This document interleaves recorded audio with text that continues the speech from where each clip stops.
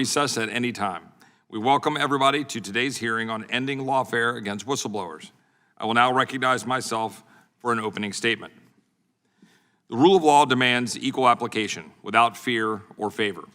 That's why we find ourselves here again today, to continue our work to hold the Biden-Harris administration accountable for their weaponization and political prosecution against their perceived adversaries.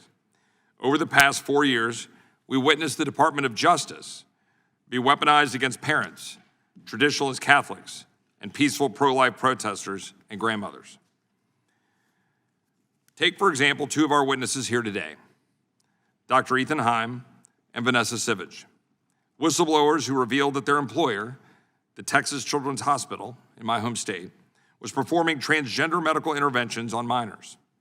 Here, the largest children's hospital in the country was shamefully involved in manipulating, mutilating, and sterilizing young, confused adolescent children with life-altering procedures in the name of gender transition. This was despite its public statements declaring they paused these harmful procedures in light of the Texas Attorney General's opinion, deeming these experiments to be child abuse. Yet the Biden-Harris Department of Justice subsequently charged Dr. Haim with HIPAA violations for protecting patients by releasing documents detailing this abuse, despite all personally identifiable information having been carefully redacted. Dr. Haim faced penalties of up to 10 years in prison and up to $250,000 in fines. Here, the HIPAA statute merely became one more tool that the Biden-Harris Department of Justice engineered in its years-long crusade against political dissenters instead of equally enforcing the law. Key to all of this was DOJ's lead prosecutor, Assistant United States Attorney for the Southern District of Texas, Tina Ansari. Serious ethical questions stemmed related to Ms. Ansari's prosecution of Dr. Haim, including allegedly presenting knowingly false information to a grand jury in order to secure an initial indictment, threatening employment retaliation against Dr. Haim's wife as a form of intimidation, failing to disclose her substantial financial ties to Texas Children's Hospital through her family's commercial coffee company, not divulging having family members previously on the hospital's board of directors, attending a VIP reception at a hospital fundraiser while the case was pending, practicing law despite her law license having been suspended by the Texas Bar for failure to pay bar dues. Though Ansari was eventually removed from the case, serious questions remain about the DOJ's commitment to providing American citizens with a fair trial. The Department of Justice, the FBI, and the Health and Human Services Division abused their enforcement authority to advance left-wing policy goals and coerce whistleblowers to keep their mouths shut. Where agencies serve to protect the financial incentives of American hospitals by prosecuting healthcare workers who dare expose the barbaric performance of transgender medical care on minors. When the left captures institutions, those who dissent can face legal expenses, reputational damage, and harassment, all of which deter future whistleblowers from coming forward. Here, prosecution itself becomes the punishment. And Dr. Haim's prosecution raises questions about the DOJ's propriety and the use of federal resources to wage culture wars, highlighting the emboldened behavior of the judicial branch. And I find this particularly disturbing to me personally, having served as an assistant United States attorney. This is not what the Department of Justice is supposed to do. Where rogue prosecutors and judges knowingly sponsor falsities and hide conflicts of interest in order to harass an individual for holding a disfavored view. These individuals wielding political power continue to be a primary threat to our institutions and personal freedoms. Therefore, this hearing touches upon two tragedies: weaponization of government against innocent civilians who did the right thing, and harmful life-altering medical procedures against innocent children and parents, all so that hospitals and medical providers can profit. While the Trump administration rightfully ended the prosecution of Dr. Haim, that's not enough. The American people deserve to know that they will not face prosecution on the basis of their political views or which administration is in power. It is long past time for Congress to address this weaponization, investigating the extent of such DOJ partisanship, publicly exposing how it came to be brought, and ensuring hospitals are not secretly inflicting irreversible damage on children. We must identify rogue prosecutors, permanently removing them from their positions. Our agencies must no longer be seen as a safe harbor to weaponize authority. The message from this Congress and the Trump administration must be clear. Abuse of authority will not be tolerated. You will be held accountable. While we must act to reverse these wrongful prosecutions, it is not merely enough to end the Biden-era discrimination. We must ensure that the left is never again able to capture our institutions for future weaponization, ensuring Americans will not find themselves as collateral damage.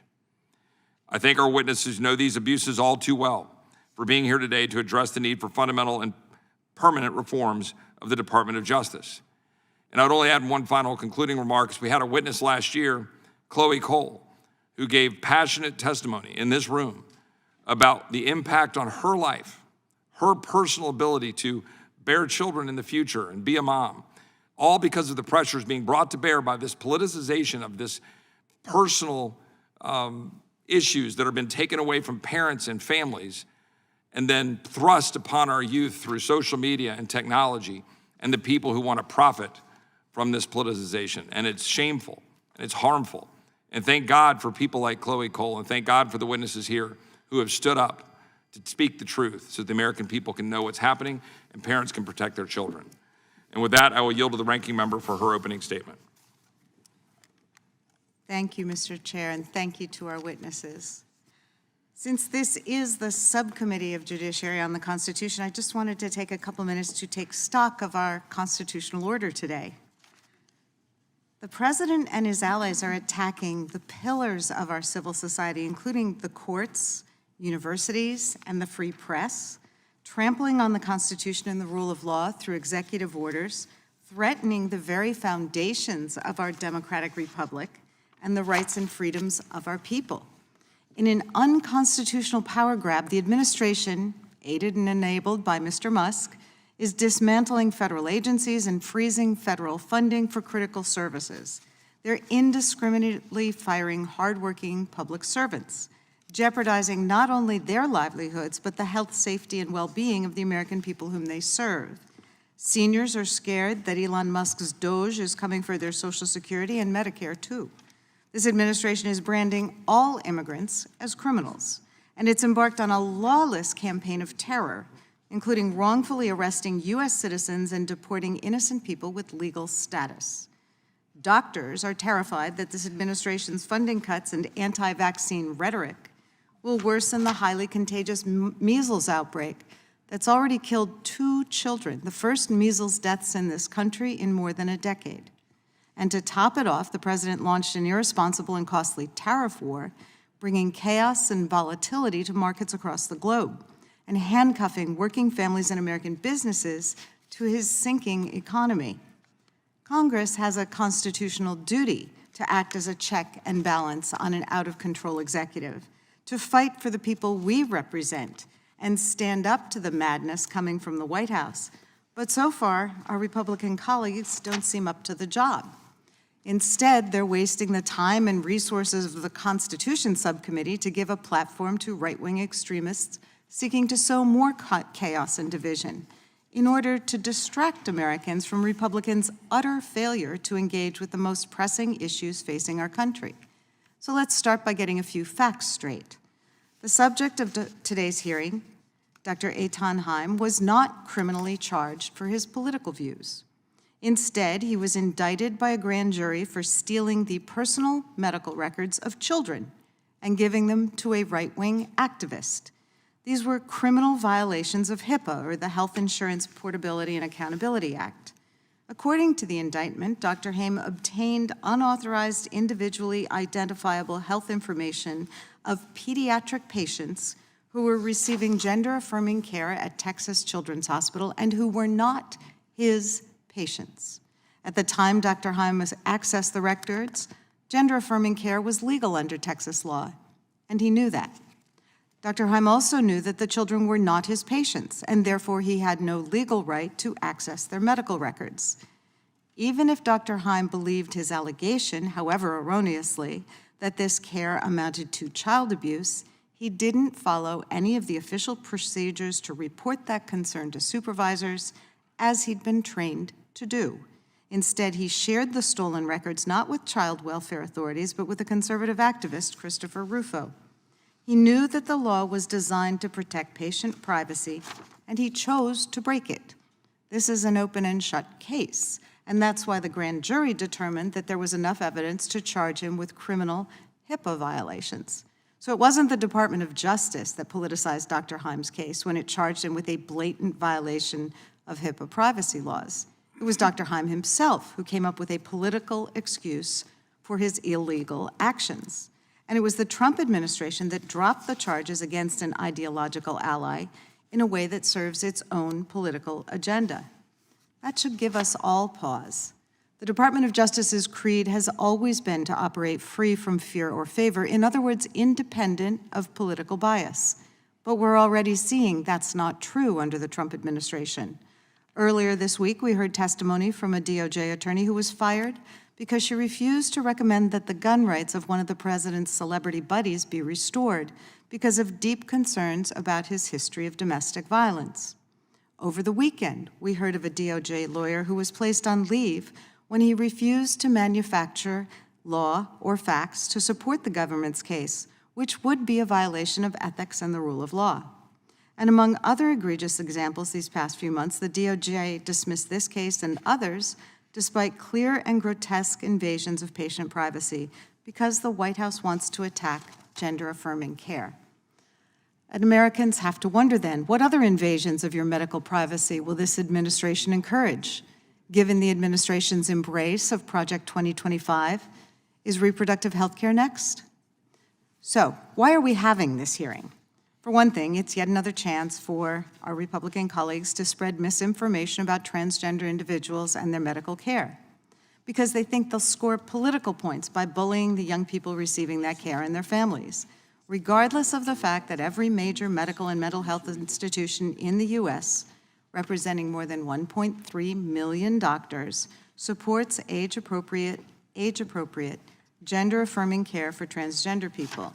And that includes the American Medical Association, the American Academy of Pediatrics, the American Psychological Association, the American Psychiatric Association, the American Academy of Child and Adolescent Psychiatry, and the Endocrine Society, among other organizations. But this is part of a pattern in practice for our colleagues who are too willing to disregard Americans' fundamental rights and freedoms in order to meddle in people's personal medical decisions for political gain, injecting their own religious or political beliefs into choices that rightly should be left between individuals, their families, and their doctors. It's abundantly clear that our Republican majority only cares about some rights and freedoms for some people rather than those that all Americans should enjoy. In addition to spreading misinformation, this hearing is meant to distract Americans while our Republican colleagues continue to ignore the real problems. And we don't have to look far to find out why our colleagues chose to have this hearing this week. Believe me, bullying transgender kids and families is not the #1 concern for any of our constituents. I know because I've been holding town halls in my district and in some of theirs too. No, our constituents' #1 concern is how they're going to pay for housing, healthcare, food, clothes, college, and retirement.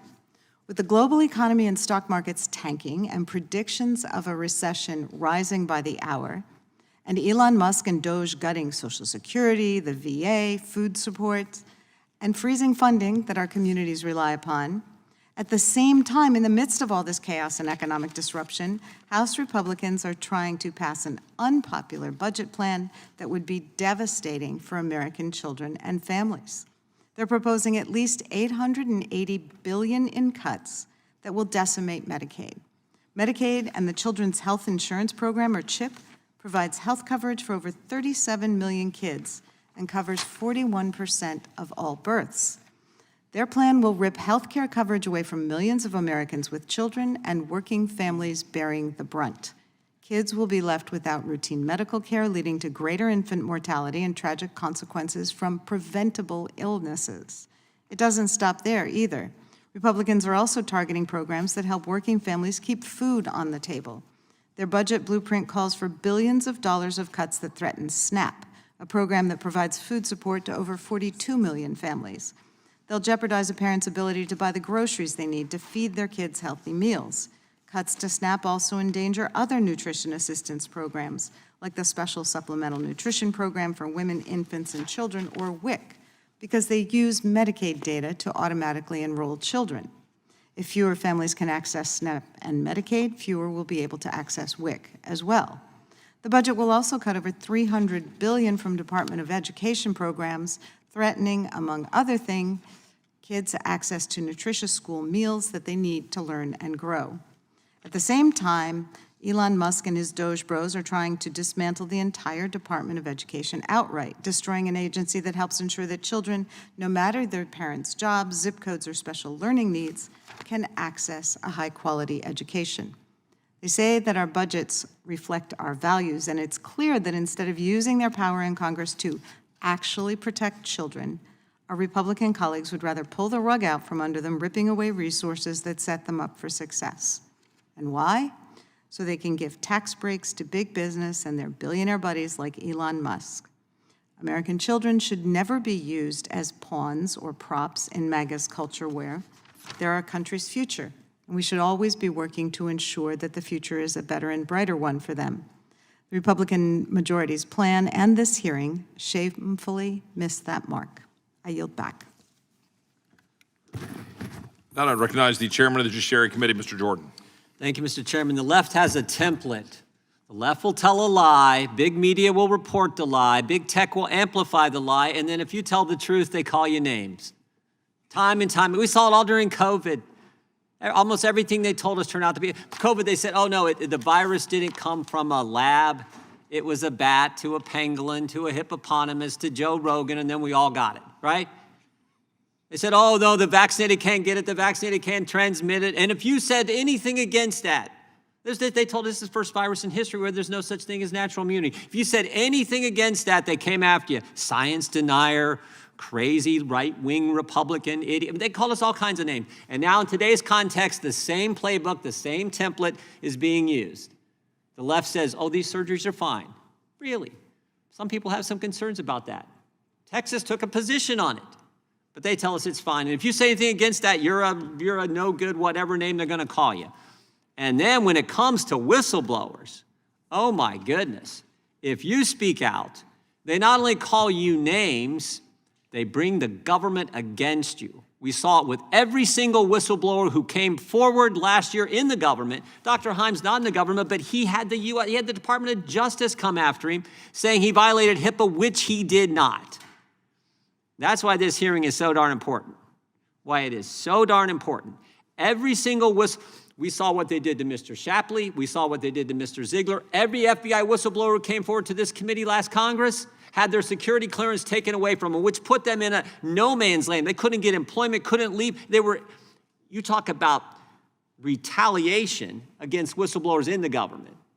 So I want to thank you, Doctor, for coming forward. I want to thank our chairman. He has been the leading person in the Congress on this committee, on this issue.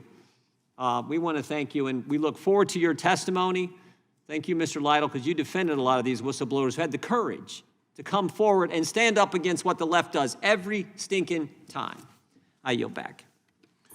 I thank the chairman. I will now recognize the ranking member of the full committee, Mr. Raskin, for his opening statement. And thank you, Chairman Roy and Ms. Scanlon, for convening us today.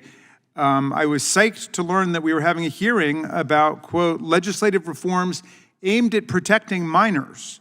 I thought we were going to get together to oppose Donald Trump's threat to health care for 37 million children who rely on Medicaid and the CHIP program. After all, they want to cut $885 billion from it. Alas, that's not on the agenda. I thought maybe we'd come together to stop Trump from cutting benefits for 15 million children who rely on SNAP benefits to get the nutrition they need in America. Or perhaps we could be opposing the gutting of the Department of Education, which ensures 26 million low-income students and 7.5 million students with disabilities get access to real educational opportunities. We could stand together really for children, but no such luck. Instead, we're here to talk about Dr. Eithan Haim, a man who, according to a May 2024 criminal indictment returned by a unanimous grand jury of citizens in Texas, unlawfully obtained and disclosed the medical records of children in violation of HIPAA, a law Congress passed in 1996 to establish standards protecting health information from disclosure without the consent of the patient. According to this criminal indictment, Dr. Haim, quote, obtained personal information, including patient names, treatment codes, dates of service, and attending physicians from Texas Children's Hospital's electronic system without authorization, and under the false pretenses that he needed the access for the provision of medical services to patients under his care. He lied. They were not under his care. He lied to get access to the medical records of 4 adolescents who were not his patients. And what did he do with those patient medical records? Did he go to the Department of Social Services as instructed by law? Did he go to the police? He thought they were in danger of child abuse. No. He went to Christopher Rufo, a right-wing conservative activist and provocateur, to put them out into the media. Now, Dr. Haim claims he did this, and my colleagues, alas, are celebrating him for this because he believes that the gender-affirming care these patients were receiving from licensed physicians was, quote, child abuse under Texas law. Now, if he truly believed he had evidence of child abuse, Dr. Haim knew he had many avenues to report it by going to a public health authority or the Department of Social Services or the police.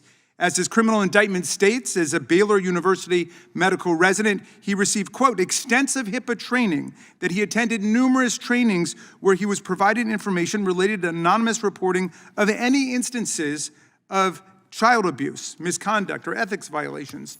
The HIPAA implementing regulation specifically authorizes disclosure to, quote, a public health authority or any other appropriate government authority authorized by law to receive reports of child abuse or child neglect. Yet after obtaining unauthorized, individually, personally identifiable health information from young people who were not his patients, Dr. Haim made no attempt to report any concerns through any of the authorized government channels, to his supervisors or to his employer's anonymous hotline, to the police or to Child Protective Services as directed by his training and mandated by Texas law. Instead, he went to a right-wing culture warrior whose recent articles have been titled, "There's a Trans Cult Inside the NSA and the NSA's Secret Sex Chats." Now let's be clear that the gender-affirming care that Texas Children's Hospital was providing was not child abuse. All major medical associations agreed that evidence-based gender-affirming care is necessary, and in some instances, it's life-saving for transgender youth. That care was also legal at the time the hospital provided it to adolescent patients whose medical privacy Dr. Haim violated. Only later did the legislature pass its ban on these practices. But with all due respect, Dr. Haim makes a very strange whistleblower. He's a doctor who fraudulently obtained the medical records of youth who were not his patients, not under his care, and then he used them for blatantly political and ideological purposes to make a splash and a name for himself as an anti-trans crusader. And he's got every right to do it, but he doesn't have a right to violate other people's privacy and violate HIPAA. Now, I know what my colleagues think of people who leak sensitive personal information. Take the case of the former IRS contractor who exposed the tax avoidance practices of billionaires, including Donald Trump, by disclosing thousands of returns to news groups. That contractor was prosecuted, and he received a 5-year prison sentence. He had no pardon. Yet, Chairman Jordan has opened an investigation because he thinks that 5-year sentence was not enough. He thought it was far too lenient. But now he wants to lionize and valorize Dr. Haim. Why? My colleagues want to uphold Dr. Haim as some kind of moral role model and exemplar. So let's take his example to its logical conclusion. If it's going to be fine now to steal other children's private healthcare information and turn it over to the media if they believe the child's being harmed, and despite the fact that the law provides an authorized way to do it. So say I'm a doctor in Texas, and I know that the law requires you to get a vaccine for measles. The kids have got to be vaccinated. And I overhear a colleague of mine saying that multiple patients whose parents don't believe in vaccinating their children are not being vaccinated. And so I try to talk to that doctor. That doctor says, everything is fine, leave it alone. Now I suspect child abuse, but I don't go to the Department of Social Services. I don't go to the police. No, I break into the computer system, or I convince someone I really have authority to get in the computer system, and I take their records, and then I go to show not the Department of Social Services, not the police, not a health authority, but I go to a media outlet. I go to pro-vaccine organizations and I say, release this information on that family. Those parents are not letting their kids get vaccinated. And I'm gonna be a hero. I'm gonna be a whistleblower even though I'm not following the law. Are my colleagues okay with that? I'm fascinated to know. I know I've got some libertarian colleagues there. The distinguished gentleman from Kentucky, would he be fine? Would he be lionizing somebody who breaks into a computer system to get other parents' children's vaccination information to release it because I think it's child abuse not to vaccinate kids for measles? And by the way, I do think it's child abuse in Texas today with an outbreak of measles where children are dying not to have your children vaccinated. But I would never break the law and violate that family's HIPAA rights and those patients' HIPAA rights by stealing it and turning it over to a public interest group and to the media. And this is where we are today. So please, act like the Judiciary Committee. Follow through on the logic of what it is you're saying. This is not a whistleblower we're dealing with. It is a law violator. We should be here talking about what we can really do to help children instead of plunging everybody into this exercise in absolute moral hypocrisy. Thank you, Mr. Chairman. I yield back. Thank the ranking member. Without objection, all of their opening statements will be included in the record. We will now introduce today's witnesses. Dr. Eithan Haim. Dr. Haim is a surgeon at Hunt Regional Medical Center in Greenville, Texas. During his residency, Dr. Haim blew the whistle on the pediatric transgender medicine program at Texas Children's Hospital and assisted with the Texas Attorney General's investigation into violations of state and federal law. Dr. Haim was indicted by the Biden Department of Justice for allegedly disclosing protected information as described in my opening statement. Mr. Mark Little. Mr. Little is a partner at Nixon Peabody and an attorney for Dr. Haim. He previously served as a staff attorney in the Enforcement Division of the SEC, as a prosecutor in the United States Attorney's Office for the Eastern District of Virginia, in the Department of Justice, and in the White House Counsel's Office. Ms. Vanessa Sivadge. Ms. Sivadge is the founder of Protecting Texas Children, an advocacy organization that is focused on safeguarding children from sexualization and exploitation. She is a registered nurse who also blew the whistle on the pediatric transgender medicine program at Texas Children's Hospital, which fired her in retaliation for her disclosure. Mr. Bruce Leslie. Mr. Leslie is the president of First Focus on Children, an advocacy organization focused on making children a priority in federal policy and budget decisions. He previously served as a House and Senate staffer. We thank our witnesses for appearing today and will begin by swearing you in. Would you please rise and raise your right hand? Do you swear or affirm under penalty of perjury that the testimony you are about to give is true and correct to the best of your knowledge, information, and belief, so help you God? Let the record reflect that the witnesses have answered in the affirmative. Thank you, and please be seated. Please know that your written testimony will be entered into the record in its entirety. Accordingly, we ask you to summarize your testimony in 5 minutes. There's a clock that should be running in front of you. I'll also remind you to turn your microphones on before you speak. With that, Dr. Haim, you'll be our first witness, and you may begin. Thank you all for taking the time to listen to our testimony. My name is Eithan Haim. I'm a general and trauma surgeon. I was the anonymous whistleblower who exposed Texas Children's Hospital, the largest children's hospital in the world, for lying about the existence of their transgender program, a program that would manipulate, mutilate, and sterilize healthy young children. There's a reason I'm here today. It's because for exposing this truth, my own government manufactured a case to send me to prison for 10 years. The story starts in February 2022, when the Texas Attorney General issued an opinion that transgender interventions could constitute child abuse. A few weeks later, TCH released a statement to the media. They were shutting down their program because of, quote, potential criminal ramifications. Not long after, I discovered this was a blatant lie. The reason I knew this is because I worked there. Between 2018 and 2023, I was a surgery resident at Baylor College of Medicine, which is primarily affiliated with TCH. They not only continued their program, they expanded it. All this was happening behind closed doors. On May 16th, investigative journalist Christopher Rufo published a story exposing this. I was the anonymous whistleblower in that story. One day later, the conduct we exposed was made illegal in the state of Texas, with bipartisan support, partially because our story came out the day before. On May 19th, the Texas Attorney General initiated an investigation into the hospital. On May 23rd, another whistleblower spoke out. That was Vanessa Sivadge. She's here today. Despite crossing the highest possible threshold for a whistleblower, on June 23rd, a month after the story's release, 2 armed agents with HHS showed up to my home on the day of my graduation, a few hours before the ceremony, one of the most important days of my life. This was the moment I learned I was under federal investigation, federal criminal investigation by the United States Department of Justice.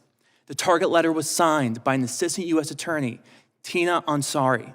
From the very beginning, I knew this was nothing more than a charade. I knew this because I never violated HIPAA. I never accessed the records of transgender patients or released any identifiable information. All of it was fully redacted, de-identified hospital data, which is used every single day to report infectious disease outbreaks like measles, or conduct retrospective research studies. Over the next few months, though, Ansari confirmed our worst suspicions. This was a political witch hunt. For example, Ansari admitted to my attorneys she never reviewed the evidence before sending agents to my home. She didn't even know what statute she was investigating. Ansari threatened my wife, who had just been hired as an assistant U.S. attorney in Dallas. She told my lawyers she would take me to a jury trial, even on a technicality and without concern for losing. And she meant what she said. In May 2024, I was indicted on 4 HIPAA-based felonies and faced up to a decade in prison. This indictment portrayed me as a liar who used deception to hack into TCH's EMR system, like was said before. But all of this was pure fiction. The DOJ's own evidence, their own evidence, that they gave us in discovery disproved every single one of the claims against us. This is worth restating. Ansari and her team either never reviewed this evidence or they ignored it. This led to the collapse of their first indictment, but they pursued another. The big difference this time is that they dropped any pretense this was about HIPAA. They legally castrated the indictment by removing key statutory language. The most important change were the victims. TCH and its patients was changed to TCH and its physicians. It was the first time in American history that HIPAA was being used not to protect patient privacy, but multi-billion-dollar hospital systems, TCH and Baylor, who were caught lying to the public. It was too ironic when we discovered that Ansari and her family have quite the special relationship with TCH and Baylor. The best way to put it is this: you couldn't throw a tennis ball at Tina Ansari's Thanksgiving dinner without hitting a major fundraiser for TCH or Baylor, or a former board member for TCH and Baylor, or a CEO who's contracted with hospitals in the Baylor-TCH Academic Consortium. Ansari ended up withdrawing from the case shortly after we made this public. The case was eventually dismissed with prejudice after the Biden-appointed U.S. attorney left his office. He was running the case solely with Tina Ansari, bypassing the entire chain of command in the Southern District. But this can't be the end of it. There has to be accountability when the unlimited resources of the federal government are used to destroy the lives of ordinary American citizens. Thank you, Dr. Haim, for your testimony. Mr. Lytle, I apologize. Please proceed. Good afternoon, Chairman Roy, Chairman Jordan, Ranking Member Scanlon, Ranking Member Raskin. My name is Mark Lytle. I'm in private practice now, but for the majority of my legal career, I've been honored to serve as a federal prosecutor, working at Maine Justice and as an assistant U.S. attorney in the Eastern District of Virginia. I have also served as the chief of the Financial Crimes and Public Corruption Unit and as the district-wide coordinator for public corruption matters in the Eastern District of Virginia. During my tenure, I was the lead prosecutor on high-profile matters such as the bribery prosecution of Congressman William Jefferson from Louisiana and Credit Suisse, the second largest bank in Switzerland. I've also worked on hundreds, if not thousands, of smaller cases that never really drew the attention of the public or the media. I've been honored to receive numerous awards, including the Attorney General's Distinguished Service Award and other decorations for my work. Throughout my career, I've been trained, mentored, and worked alongside prosecutors and staff who were dedicated to the fair administration of justice in an even-handed way. Our goal was always to preserve the public safety for our citizens and to deter criminals from committing crime. We never took politics into consideration. It's with this background and training that I quickly learned there was something desperately wrong with the way Dr. Haim's case was being investigated and later prosecuted by the U.S. Attorney's Office in Houston, Texas. In May 2023, Dr. Haim worked with a journalist to blow the whistle on Texas Children's Hospital and publicly revealed that TCH was performing transgender medical procedures on minors, contrary to what TCH was telling the public and following the Texas Attorney General opinion advising that those interventions could constitute child abuse under Texas law.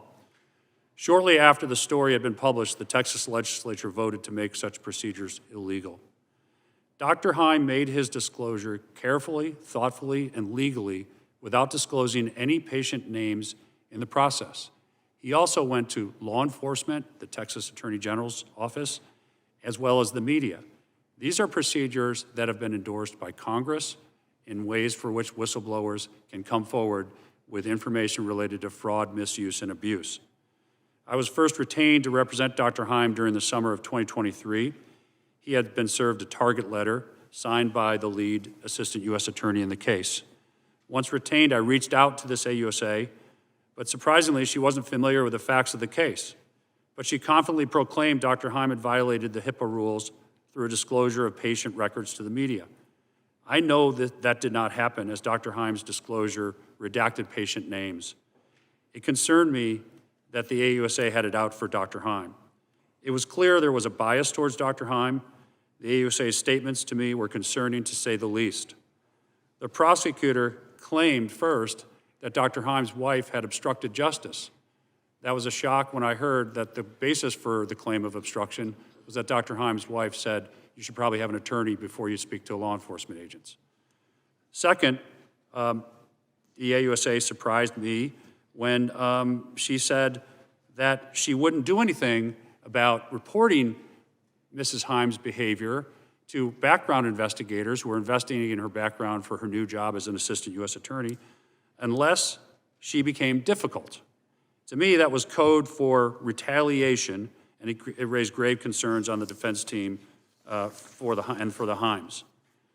The AUSA proceeded to tell me that if Dr. Haim comes in and expresses remorse, she will offer him a misdemeanor.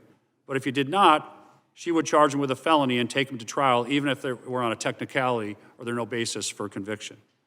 The AUSA was clearly too close to these families to have any credibility as a neutral prosecutor. The AUSA claimed that he had no right to blow the whistle on Texas Children's Hospital, even though the regulations permit it and support it. And just because he didn't report it to the very hospital that he believed was breaking the law, is inconceivable. And he did the right thing by going to the media and to the Texas Attorney General's office. And there's congressional support for this. Then came the indictment of Dr. Haim in May 2024. It was heavy-handed. Out of all the charging decisions that were possible, the AUSA chose the maximum, a 10-year statutory maximum, for malicious harm. But to whom? Patients? No, he didn't name any patients. To doctors? They're not protected by HIPAA. The hospital? No. Dr. Haim wanted to protect these children, not go after them. There were numerous factual errors in the indictment. It stated that Dr. Haim was not treating patients at TCH during the time that it was alleged. But he was, and their own discovery pointed that out. Then they had to redo the indictment because of that. Dr. Haim was not authorized to access patient records, but he was. And a law firm conducting an internal investigation of the hospital concluded just that, and that was reported in discovery. When I go to the AUSA and tell her that, she says, well, we disagree with them. This is going to be their witness for this case. He was authorized. Legal insufficiencies. The without authorization was rejected by the Supreme Court in a decision by the Van Buren Court. Mr. Lytle, I'd ask you to wrap up your opening statement. Thank you. On January 24th, so this was a runaway train with the AUSA in Houston, Texas as its conductor. On January 24th, the U.S. Attorney's Office dismissed the charges against Dr. Haim with prejudice. The misconduct throughout the investigation and prosecution was truly exceptional. The conflicts of interest and bias displayed against Dr. Haim should never have played a role in the prosecutor's mind, but it did. But I'm happy to answer your questions. I appreciate it, Mr. Lytle. Ms. Sivadge, the time is yours. Good afternoon, Chairman Roy, Chairman Jordan, Ranking Member Scanlon, and members of the subcommittee. My name is Vanessa Sivadge. I'm a pediatric nurse with 10 years of experience caring for the health and well-being of children. I would like to thank the committee for inviting me to testify today. My story is about shining a light on how children are being irreversibly harmed, the egregious overreach and weaponization of the federal government, and what it means to stand for truth no matter the cost. My employment at Texas Children's Hospital began in 2018. In 2021, I accepted a position within the hospital system in an outpatient multi-specialty clinic. I accepted this job not knowing that children confused about their biological sex were being prescribed cross-sex hormones and puberty blockers at my workplace. Over the next 3 years, disturbing trends and concerning practices emerged. I observed the harmful effects of sex change hormones and puberty blockers for children who were convinced this would be quote-unquote life-saving treatment. I witnessed how doctors emotionally blackmailed parents by telling them that if they did not affirm their child's delusion, their child would harm themselves. In particular, I was saddened to see young girls suffering from profound mental health struggles like depression or anxiety, many of whom had also suffered sexual abuse or trauma, persuaded by doctors at TCH that hormones would resolve their gender confusion. History books will one day record this emotional blackmail as the greatest lie ever sold by the medical industrial complex to vulnerable parents and confused children. In May of 2023, I read an article about a whistleblower within the hospital who had come forward to expose the existence of their secret transgender program. To affirm this testimony, I became the second anonymous whistleblower in Christopher Rufo's subsequent article where I provided my experience as a nurse working in the endocrine clinic. 2 months later, on July 24th, 2023, my husband and I were hosting friends in our home for dinner when there was a knock on the front door. 2 agents from the Biden-Harris Justice Department flashed their badges, said they were from the FBI, and asked specifically to speak with me about issues at my work. I was stunned, and time seemed to stand still. These agents informed me that they had come to my home because they knew what I believed. What did I believe? In 2022, I had written an op-ed for the Washington Stand at the Family Research Council, in which I was publicly critical of so-called gender-affirming care, and I condemned the medical profession for abandoning biological realities and putting profits over patients. These 2 FBI agents apprised me that they were seeking to uncover the identity of the first whistleblower. Instead of referring to him as such, they used the term leaker, who in their words had violated HIPAA. And I knew this was a lie because I had read the article and its contents in which all personally identifiable patient information had been carefully redacted. We now know that this whistleblower was Dr. Eithan Haim, but at the time I had no knowledge of who he was. One agent effectively asked me to compromise my Christian convictions and made veiled threats against my career and safety if I didn't comply with their demands. He said that someone at my work had given him my name and they could make life difficult for me if I did not collaborate with their efforts. Their visit was designed to intimidate me into believing that I had no other choice but to cooperate with their witch hunt. Our doorbell camera captured part of this exchange, now viewed over 6 million times, in which the overreach of the government was on full display. I was disgusted how the FBI was mobilized against me because I had a politically incorrect belief. My faith in Jesus Christ informs my belief that men and women are made in the image of God and therefore unique in their biology, anatomy, and function. These distinct identities and roles cannot ever be socially redefined or medically reassigned. In the months that followed, I noticed discrepancies in the paperwork. My job consisted of refilling medications and obtaining insurance approval for those medications. I discovered how Medicaid was being billed for transgender interventions in direct violation of Texas law. I came forward publicly in June of 2024 to expose this. I also observed how TCH had misdiagnosed patients for the purpose of justifying those treatments. Additionally, the hospital had changed medical records by listing the preferred gender identity on the medical record instead of the birth sex, making fraudulent billing difficult to detect. In August of 2024, TCH fired me in retaliation for blowing the whistle. I am testifying today because I firmly believe that the weaponization of the government to silence political enemies must end. Whistleblowers display courage in a culture of cowardice when speaking the truth, safeguarding the well-being of children. Ms. Sivadge, thank you for your testimony. Mr. Leslie, the time is yours. Thank you, Mr. Chairman. Chairman Roy, Chairman Jordan, Ranking Member Scanlon, and Ranking Member Raskin, thank you so much for the opportunity to testify today on behalf of First Focus on Children. I'm grateful for the opportunity today to testify about the plight of our nation's children. I come before you today not as a doctor or a lawyer, but as a child advocate. I grew up in what was at the time one of the poorest cities in the country, El Paso, Texas. My parents were raised in the Texas Panhandle in difficult circumstances and sought out education in pursuit of a better life. They both became teachers, and I would hear them talk about the many factors of importance to the education of children, including their health, their development, their economic status, nutrition, housing, and safety. When I was a child growing up in El Paso many moons ago, 40% of the children in our community did not have health insurance. I had a classmate who died because he did not have access to health care. It felt then, and it still feels so wrong. Even today, Texas leads the nation in the percentage of uninsured children. We must do better.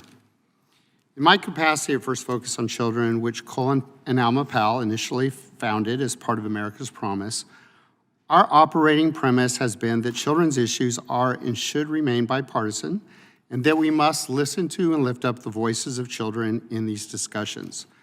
I would assert that almost every issue is either a children's issue or has a children's angle that is often ignored or missed. I would like to refer you to some examples of our work. It's things that we've sent to your offices, but one is our children's agenda, and another is our children's budget. I include those in my testimony as well, in my written testimony. Unfortunately, on many measures of child well-being, children are not faring well. The list of issues threatening today's children is staggering and growing. Infant mortality is on the rise. Child mortality is on the rise. Child poverty is rising. Uninsured rates for children are growing. The children's mental health crisis is soaring. Measles and other preventable diseases, including pertussis, are back. Homelessness is up. Hunger is surging. Child care is in crisis. Child abuse deaths are increasing. These are not niche or isolated problems. They are the foundational issues of childhood and human development going unmet, and worse, symptoms of how we are neglecting and failing our youngest children. Although many of these trends and issues are not directly under the jurisdiction of this committee, they are all important because the children who come to the attention of this committee, such as those either in the juvenile justice system or whose constitutional rights are threatened, have often been repeatedly failed elsewhere. When we underfund mental health care, ignore child poverty, fail to provide inclusive education, and prioritize and politicize children's issues, we create crises that spill over into our legal and judicial systems. In my written testimony, I provided examples of that. Budgets, as the ranking member noted, reflect our values, whether our family's budget or that of the federal government, and they can tell us about what we think about kids and whether we're making wise investments in their future. When it comes to children, study after study demonstrates that money matters and return on investment in them is among the highest that society can make toward its future. Investing early in our children leads to better outcomes. Despite pronouncements from administration officials such as Vice President J.D. Vance and DOJ's Elon Musk about the needs to promote more births in the United States and support for families to ensure our long-term economic prosperity, the actions and policy proposals coming out of the administration indicate that children are likely to be targeted for significant program and funding cuts. Even today, the House is scheduled to vote on a budget resolution that could potentially result in $880 billion in cuts to to the Energy and Commerce Committee, which the Congressional Budget Office recently confirmed that 96% of the available cuts in that committee would be to Medicaid and CHIP. For the over 37 million children who rely upon Medicaid for their health coverage, these programs are a lifeline. Consequently, well over 300 organizations at the federal, state, and local levels have co-signed a letter in opposition to these cuts. Children are being negatively impacted by the actions of Dojo and B and OPM in other ways. Many of them are noted in my testimony, including the potential demolition of the Department of Education, which is the one seat at the table at the President's cabinet, and that is predominantly focused on kids.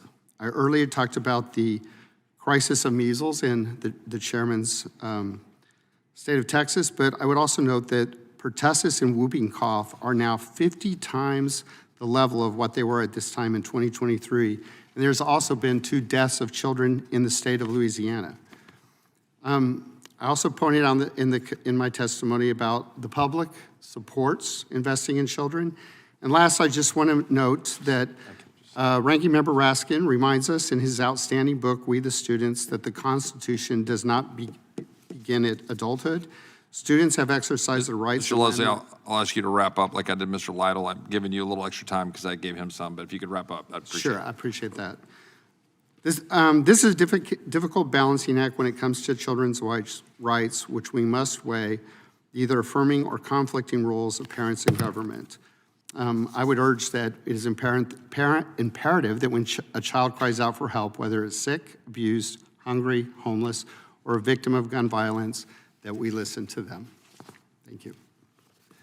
Thank you, Mr. Leslie, for your testimony. We will now proceed under the 5-minute rule with questions. Without objection, Mr. Klein, a member of the full committee, will be permitted to participate in today's hearing for the purpose of questioning the witness if a member yields him time for that purpose, without objection. With that, I will recognize the gentleman from North Carolina, Mr. Harris. Thank you, Mr. Chairman, and thank you for this hearing today, and thank all of you as panelists for being a part of this. Dr. Haim, can you just share, why did you decide to speak out against gender reassignment practices at Texas Children's Hospital? Yeah, so the reason, and that's a really important question, because what would animate a person to risk his entire career to blow the whistle about something like this? And it was because all of my experience working with children at Texas Children's Hospital, which is an amazing hospital, by the way. They have some problems in their leadership, but what the doctors do, what the nurses do on a daily basis is amazing. The reason is because I understand and I've seen the effects of what these blockers do, what these hormones do, and what these surgeries do. They are destroying the lives of these children. They are putting them down a road where they become a chronic medical patient that they can never come back from. And especially the surgical complications. I see these things all the time. We're talking about urethral stenosis, where you can't go out to a coffee shop and go to the bathroom because the urethra is narrowed. So that fluid builds up in the bladder, right? It's talking about fistulas, where stool from the rectum can pour into the wound that they call the neovagina. A lot of them don't see these problems in the first couple of months, even the first couple of years. But this is what happens. Right? And understanding that when I was at TCH, we would take children to the operating room, right? And we would make them better. But in the same operating room, they were taking them there and making them sick. They were putting them down a road that they could never come back from. So could I call myself a doctor if I didn't speak up against it, right? I couldn't blow the whistle to TCH. They were the ones who were responsible for the misconduct. I couldn't blow the whistle to CPS. You know how many children I saw at TCH who were being abused? I saw one kid who had his fingers amputated by his parents, right? I was taking care of him. In the next day, I was in that room. Who was in the room with the patient? The parents. Who did the kid go home to? The parents. CPS, what were they going to do? So what was I to do in that situation? I had to blow the whistle. It was my responsibility as a doctor. If they're going to mutilate and sterilize these children, someone has to speak up for those kids. Well, while some on the other side may argue that pursuing so-called gender-affirming care is up to a child and his or her parents, I do believe it's the role of the government to protect children from child abuse. So let me ask you this, Dr. Haim. Do you think the government has a responsibility to protect children from these practices? I do. especially when doctors and medical associations are deceiving parents and children about what exactly they're doing. They say this is evidence-based. That's a bogus statement. All the evidence they have is completely fraudulent. The way the studies are designed are meant to provide them a certain result. This is what we call fraudulent science. These are fraudulent studies. When the doctors who are informing these parents are misinformed about the pathology that they're treating, that's not informed consent. And what do you think it says about the Biden administration that they chose to villainize you rather than shut down the chemical castration of children? I mean, that was the standard operating procedure, wasn't it? Right? Because they were trying to send me to prison. And how many other people were they trying to send to prison for doing the right thing, for fulfilling the oath of my profession, to do no harm, right? Part of that is to make sure that the other people in my profession are not harming people. Exactly. Well, Mrs. Sivadge, I want to talk for just a moment in the last minute or so that we have left about the underlying ideology that motivates the mutilation of children, which is gender ideology. Gender ideology posts that sex and gender are separate concepts and that one can change their gender. Now, this belief is an affront to reality itself, and it's no surprise that gender ideology in practice leads to the mutilation and castration of these innocent children. But, Ms. Sivadge, I want to pose this question to you because you have a background as a pediatric nurse. Can a child be born in the wrong body? Thank you so much for that question. Children are made in the image of God, and they have a distinct purpose. And they can, this statement that we're all here to defend today, that boys can't become girls and girls can't become boys, was not controversial up until very recently. And so we're here just to amplify some very basic truths and realities. And at Texas Children's Hospital, you watch kids get diagnosed with gender dysphoria and then get treated through chemical and surgical intervention. Just in the closing seconds, can a child meaningfully consent to these life-altering practices? They have absolutely no concept of what it means to be irreversibly harmed at the age that they are at. That's why we need doctors and medical professionals who are going to advocate on their behalf with the truth. Thank you. Mr. Chairman, I'm out of time. Thank you. I now recognize the ranking member of the full committee, Mr. Raskin. Thank you, Mr. Chairman. Dr. Haim obviously is a man of strong ideological convictions about this issue, and I assume they're sincerely held. But he's one doctor who thought his convictions were more important than state law in Texas at the time, the medical privacy of the parents, their ability to make decisions for their own children, and the wishes of the parents and of the patients in the case. Now, Mr. Lytle says that there could have been no violation of HIPAA because the children's names were removed before the rest of the information was released to Christopher Rufo in the media. But it seems to me that that some credence should be given to the families which thought that there was sufficient personally identifiable information that people would figure out exactly who they were. But in any event, it seems to me that it's off point because HIPAA says this: a person who knowingly and in violation of this part uses or causes to be used a unique health identifier, 2, obtains individually identifiable health information relating to an individual, or 3, discloses individually identifiable health information to another person. So let's say, even if you grant Mr. Lytle his point, which I don't, because, and a jury's obviously not going to figure it out at this point, but the families thought that it was readily identifiable. But even if it's the case that they were to win on that issue, isn't it the case that he obtained individually identifiable health information relating to individual? I mean, isn't HIPAA all about other people not getting into your medical records? Isn't that what it's about? Mr. Raskin, I am not an expert on HIPAA, but I did work in the Senate when we passed HIPAA, and I would say that it does, based on the testimony today, I don't have. Okay, well, Mr. Lytle, let me come to you. Let's talk about measles for a second. I don't know if you followed my original analogy. I'm just trying to figure this out. All of this is new to me. But it seems to me that under the example of Dr. Haim, if I'm in Texas and it's a law that the children have to get measles vaccine, and I hear that some of my colleagues' patients, not my patients, but their patients, have not been vaccinated, now under this precedent, should I be authorized to break into the computer system or get access to the computer system, access their records, and then release to the media or some ideological organization this data in order to pursue the political mission I have, which, say, is completely sincerely motivated because I don't want kids to get measles? Well, thanks, Ranking Member Raskin.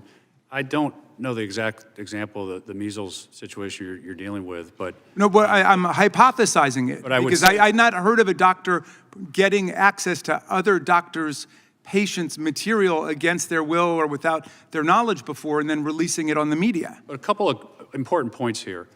Dr. Haim didn't break into any systems. He was authorized to see these records that he By whom? reported on by the hospital, by Texas Children's Hospital, and the prosecutor knew that. And I talked about that in my He order. released their information He was with the, authorized to see this information. to see the information? Yes, Is yes. that right? Well, And was he then- authorized to release the information? He was because he was a whistleblower and he was reporting wrongdoing. And So he's you're not saying gonna the report it to hospital the- authorized him he's- to take this information to the The media? hospital doesn't have to authorize it. He's a whistleblower, So- and he can go to law enforcement, and Congress authorizes whistleblowers. Okay, well, So- can you explain why Dr. Haim did not follow Texas state law and go to the Department of Social Services or another medical authority or law enforcement authority, why he went to an ideological organization in the media? He went to a law enforcement agency, the Texas Attorney General's office, and he went to the media. And this body, Congress, favors going to the media for whistleblowers, and he also went to an attorney general. He went to the attorney general. One thing I wanted to comment about. You don't think he your should have comment followed about how- state law? When, your look, comment- if I could just answer your every question. state in the country has a mandatory reporting regime for people who are dealing with children. And you're supposed to go to proper medical authorities or to the police if you think someone is being subjected to child abuse. And that's exactly what he did. He went to the Texas Attorney General's office, and he reported child abuse, which was defined by the Texas Attorney General at that time as child abuse. Okay. Now, one thing you mentioned about whether he disclosed I understand that he went to patient Mr. information, Rufo and that he went to the did not disclose media. patient information. He redacted the patient records. And I'd like to point out that the government, in their indictment, put initials of patients in their indictment. That revealed more about the patients than Dr. Haim ever did. All right. And I think that's a problem. Reclaiming my And time. they never reclaiming- charged excuse me. disclosure. That too, they never charged me with disclosure. That's Reclaiming important. my time, if I could have those 10 seconds back, just so I can conclude, Mr. Chairman. We're going down a very dangerous road here where every citizen can appoint himself or herself a medical vigilante. If I don't like the way some other family is raising their kids with their doctor, I can go get their information and release it in the public. I yield back to you. Gentleman's time has expired. I'll now recognize, I'm sorry. I'll now recognize the gentlelady from Vermont for a unanimous consent request. Yes, I have unanimous consent request. This is a letter that I received that I believe both Mr. Jordan and the chair received from Texas Children's Hospital saying that TCH physicians have never performed sex change operations on minors. I believe it's a letter that you have received and you have in your possession. So what was said earlier is actually not in fact true. Thank you. Is that a request to put it in the record? Yes, I ask unanimous All right, consent to put it in the record. without objection, I'll now recognize the gentleman from Kentucky, Mr. Massey. Dr. Haim, did you want to respond to something Mr. Raskin said? Yeah, so, and I can understand how, if whatever you read, why you would be upset or have this idea that, like, all these awful things, right? But the fact is that none of that is true. They never charged disclosure. They tried in their first indictment, but that wasn't true. That's why they had to change it, right? And who were the patients, right, in the indictment? You think they were transgender patients, right, like the first count? No, it was transplant patients, surgical transplant patients. Why would a general surgery resident at Baylor College of Medicine, with the largest transplant program in the world, right, for kids, be accessing surgical transplant patients? You didn't get a response from the Attorney General? Excuse me, it's my time. No, it's the gentleman's time. No, and that's a good point. That's legitimate. Yeah, because no, you're right. It's like you have to. There's a certain pathway to blow the whistle. Yeah, and that's the thing is we tried. We reached out to the Attorney General's office and we left them messages, but they didn't get back to us. You know? So- Thank and thank the you, department- thank you, It's thank you. the This is my gentleman's time. time. Thank you, Dr. Haim. I now yield my time to Mr. Klein from Virginia. Well, thank you for yielding, and I want to thank the witnesses for being here. Dr. Haim, you followed the whistleblower statutes. You heard that letter being introduced. Do you want to respond to that letter? I have no idea what that, because what they were doing is inserting puberty blockers into children for gender dysphoria. That was an ICD code, right? What these blockers do is change the cellular chemistry of the entire body, the bones, the brain, the heart, the blood vessels, everything. That is the second step on the pathway. Social affirmation first, blockers, Tanner stage 2, before the onset of puberty, hormones, and then surgery. That's sex change procedures, and trust me, I've done these procedures before on children with precocious puberty. Yeah, it's not that difficult to insert it, but removing it, that's a real pain in the butt because you have to dig out those implants from the kid's arms. So that letter is misleading at best, false if worse. I have no idea. But it's clear you followed the whistleblower statutes. You did not reveal any individually identifiable information about these patients. But in response to that, you faced baseless criminal charges from the Biden-Harris DOJ for alleged HIPAA violations. And thankfully, the cases were dismissed. But you've spoken out about being targeted by the Biden-Harris administration for exposing these practices. From your perspective, was this a case of the administration using, weaponizing law enforcement to intimidate you and other dissenters? Yeah, of course. And, the other thing to say is, there was a lecture at the hospital where they were talking about doing it. That's why I released. I have no idea what that statement will come from. But, of course, yeah, this is one of those situations where, of course, they see someone like me who has everything to lose at the beginning of my career, right? Like, I didn't know anyone. We're very private people. I didn't even have social media. They thought they were going to destroy us, but, we're going to bring kids into this world. And I wouldn't want this to be done to anyone, not even liberals, even if they're the craziest communists ever. There's nothing that should be done that someone is being accused of crimes they never committed. And that's the important thing, is that there's no one in this country who should be falsely accused, and the entire power of the federal government should be brought down on them. And it's like, I can't even imagine, my biggest fear is for something like this to happen to anyone, even someone on the other side. It has a chilling effect, doesn't it? It's terrifying. I would never want this done to any of the people who came after me, right? Even though they were trying to send me to prison for a decade, I would never want this to happen to them ever. Right? Ever, because it's, and if it's happening to me, how many other people is it happening to? And it's not even political, right? It's just there has to be a certain standard with our justice system where people can't just bring these charges and power through the courts and send these people to prison, because that's what was going to happen to me. Mr. Lytle, do you believe there's a double standard in how the federal government treats whistleblowers depending on whether their disclosures help or hurt the administration in power? This case is an example of that. I mean, you've heard the testimony about references to a political debate, red state, blue state, however that might have been. But Dr. Haim never should have been charged with a crime for expressing his views and being a whistleblower. He came forward. It's extremely rare for anyone to be charged with criminal HIPAA violations, let alone the maximum 10-year charge. It's really outrageous. And the fact that he was charged in this way shows that the prosecutor was out to get him. He was biased. Thank you. I yield back. My question is, are these prosecutors and FBI officials still employed by the federal government? Mr. Lytle, do you know? I believe so. I don't know for sure. Ms. Sivadge, do you know if those FBI officials? I'm not sure. Okay, thank you. I yield back. I thank the gentleman from Kentucky. I now recognize the gentlelady from Vermont. Thank you, Mr. Chair. Just want to say at the top, the chair said earlier that we should really look at these as personal issues, family issues. I agree. I don't know why we continue to have hearings in here about the lives of transgender Americans and their families. So I agree with you, Mr. Chair. So I question what we're doing here. I've spent a lot of time in Congress working to demystify gender-affirming care. I never thought that's what I would be doing in Congress. I ran on issues related to housing and mental health care. I was an educator. I never thought I would have to do this. all the time in these committee hearings. So I just want to get down to some basics. Let's get it out of the way here. Transgender people exist. They exist, period. They always have. And gender-affirming care is health care. And it is evidence-based. And it has saved lives. And reputable medical associations agree.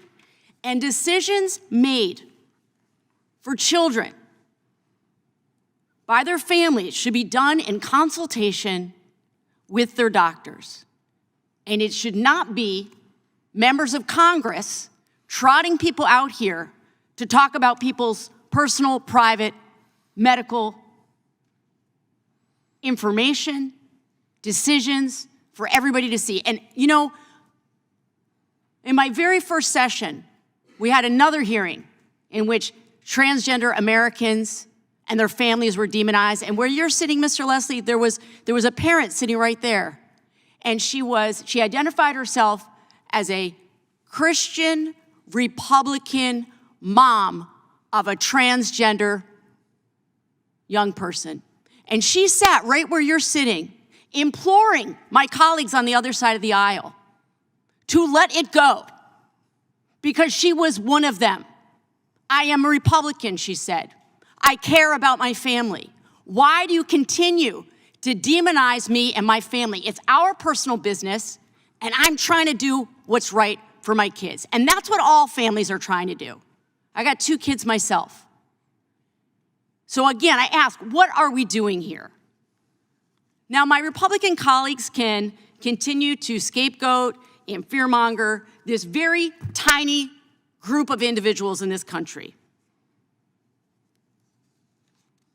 At the same time, saying they care about families, that they care about helping kids and families, when we look at the budget that they are trying to pass, which my colleague has said, it cuts $880 billion from Medicaid, which is going to impact children's hospitals across this country.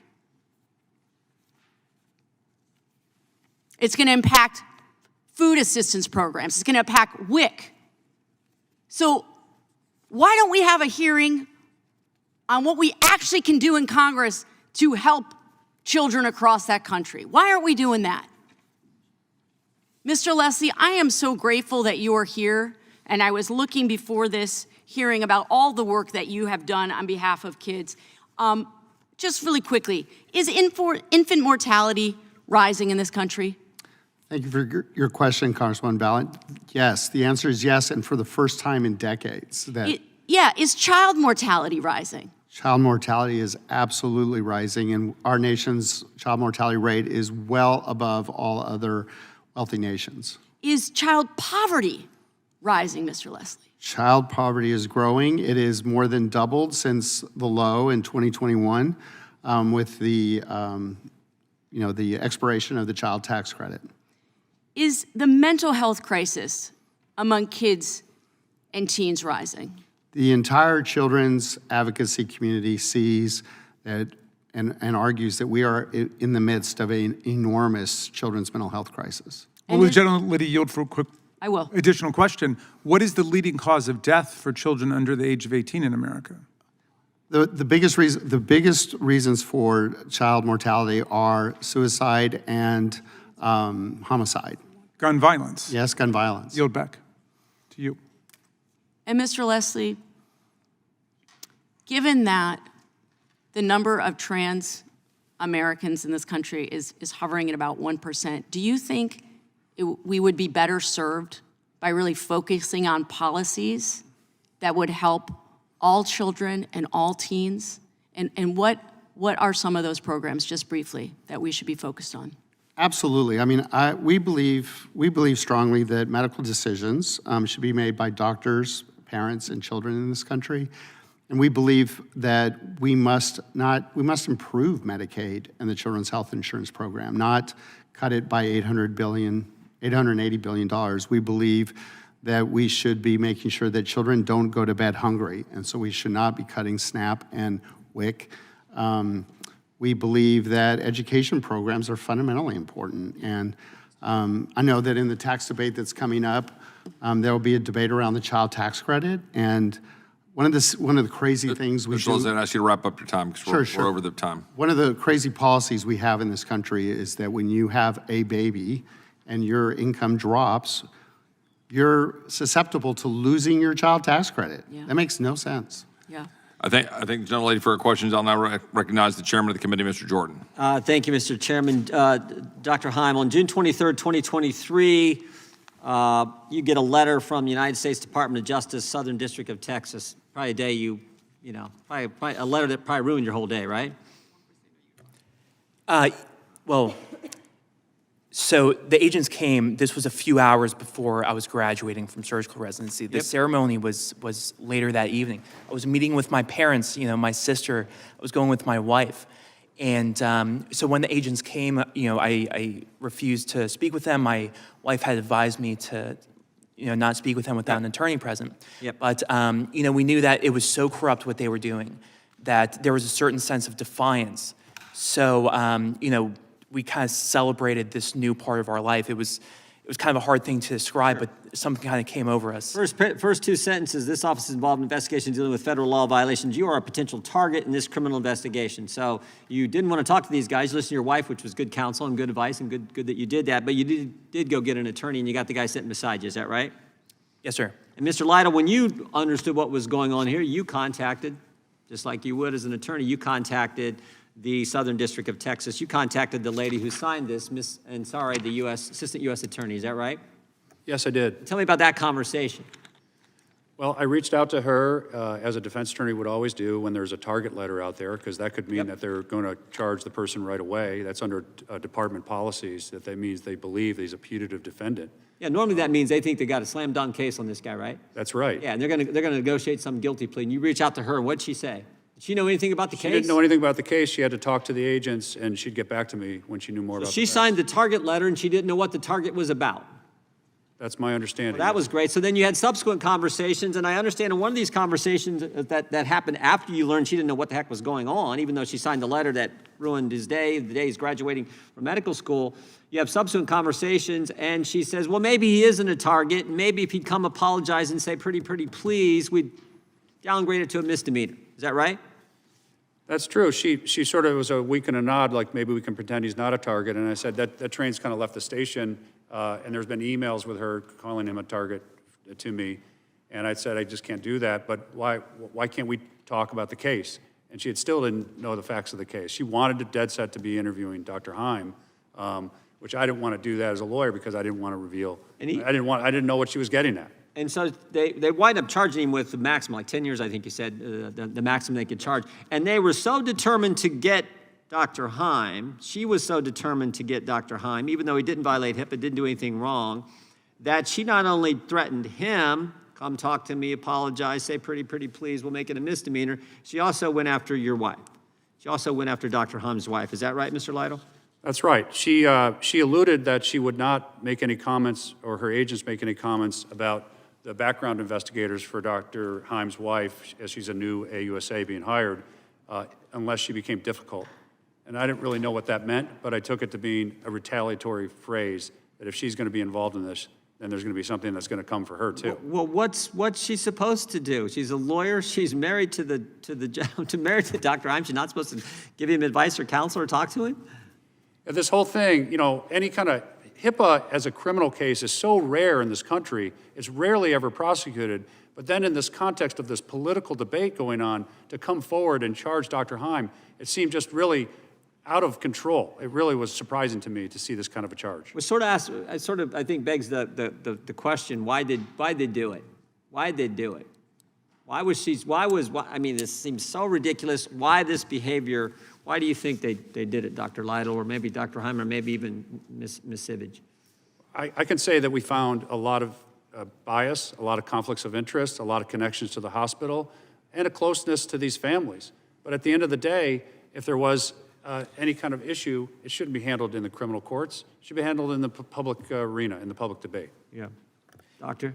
And, you know, I think that they went after me so hard in order to send a message to everyone else. Of course they did. Because I saw it in my residency, right? You know, the other people who thought this was awful, we actually had to meet in dark corners. We knew that we couldn't say anything publicly. And that's the point. It's to chill anyone else from stepping forward. It's why they went and raid Mark Houck's house with all these agents. Why they'd send multiple agents to the ATF goes into Brian Malinowski's house and he ends up getting shot. They thought he had like 6 gun violations. It's why they do it. It's to chill anyone else from coming forward. We will make life miserable for you, miserable for Ms. Sivadge. We will do that because we don't want anyone else threatening the left's position. And that is the frightening thing. And I'll say one more. And I'll just say this and I'll let you finish. God bless you for doing it. God bless you for doing it. And Mr. Lytle for defending you. Thanks for stepping forward, having the courage to do so. And I'll say one more thing, right? They came after me in order to make my life miserable, in order to send a message. But they came after me, right, to make my life miserable. We're going to make their life miserable. All right, that's what we're going to do. I thank the gentleman for his question. I'll now recognize the gentlelady from Washington, Ms. Jayapal. Thank you, Mr. Chairman. The right to privacy is enshrined in our Constitution, and in the past, this has been a bipartisan issue. In fact, I've worked closely with my friend across the aisle, the chairman of the committee, Mr. Jordan, on protecting the privacy of all Americans. We both stood up to our own party sometimes on this issue, and so I'm disappointed that it doesn't seem to be a bipartisan mandate anymore, and that privacy is pushed to the background, because I think that all Americans would be horrified, absolutely horrified, to know that when it comes to health care, Republicans are suddenly abandoning the need for privacy, that Americans' private medical information could be released if someone just doesn't agree with their personal treatment plan or their private medical conditions. Well, I refuse to give up the fight for privacy for all Americans' medical information. A doctor's relationship with their patients is predicated on trust and privacy. Patients trust their doctors to keep their discussions private, and everybody else who can access the medical system to keep that information private so that patients can freely provide information that the doctor can use to best provide care. So Dr. Haim, please answer yes or no. Are you a general and trauma surgeon? Yes, ma'am. And when you graduated from medical school like every other doctor, did you take the Hippocratic Oath? Yes, ma'am. And does that oath include a promise to, quote, respect the privacy of patients? Yeah, probably. It does. I can provide it to you if you need a refresher. And if you or your colleagues had a patient who decided not to undergo surgery because of its side effects, would you keep that decision confidential in compliance with your oath? Yes. And if there was a late-stage cancer patient who didn't want to undergo aggressive chemotherapy, should any doctor keep that decision confidential in compliance with the oath? Absolutely. And yet, despite your oath to protect patient privacy, you have admitted in your testimony today that you released the medical records of children who were patients at Texas Children's Hospital, correct? Incorrect. You didn't release that information? DOJ never charged it. Did you or did you not release the information of children? No, not any identifiable patient information. No. Actually, are you aware that the HIPAA violations do not just say you can redact a name, you actually have to redact multiple? Everything I released was HIPAA compliant as confirmed by the DOJ's charges.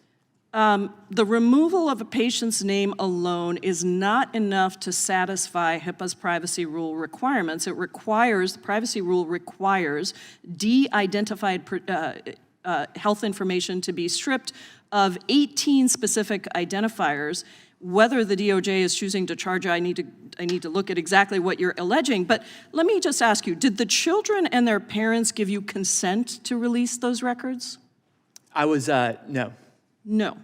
And all of your patients now have to worry that if you don't agree with somebody's choices of medical, whatever they're deciding to do, that you're just going to be the sole arbiter of when something should be released. And the basic claim is if you don't agree with whatever they're doing, then you have the right to access that information under false pretenses under false pretenses, access that medical information and release it? So we're now depending on you as the arbiter of When those children are being mutilated and sterilized, So right? the answer is yes. You decide when somebody's medical records should be released. Any American out there is going to look at you and say, oh, I see, Dr. Haim is the arbiter of whether or not my medical records should be released and whether or not I should actually pay attention to HIPAA. Is that correct? Yeah, so first of all, it was never under false pretenses, right? That entire allegation was incorrect. The DOJ's own evidence confirmed that.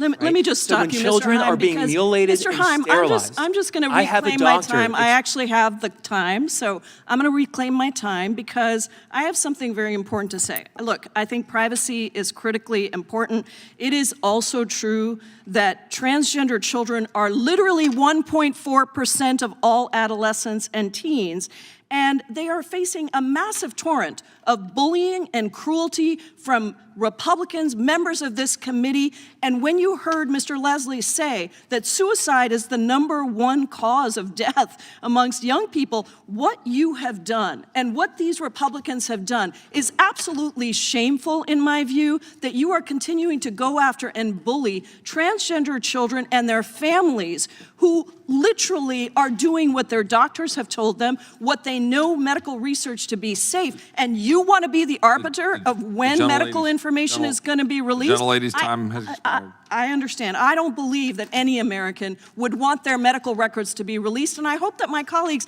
who have been with me on privacy would understand that this is a grave violation. Thank you, Mr. Chairman. Do you have any response?